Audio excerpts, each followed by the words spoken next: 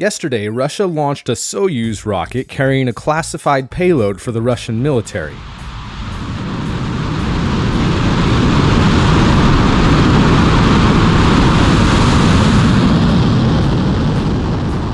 Although the payload isn't known exactly, experts believe that the payload designated Cosmos 2579 is actually a BARS-M satellite, the sixth one of this type. BARS-M is essentially a spy satellite that collects images and data for the Russian military. Despite not knowing much about the payload, the Soyuz rocket launched from the Plesetsk Cosmodrome in northern Russia, seemingly in a light snowstorm, which I always find so impressive.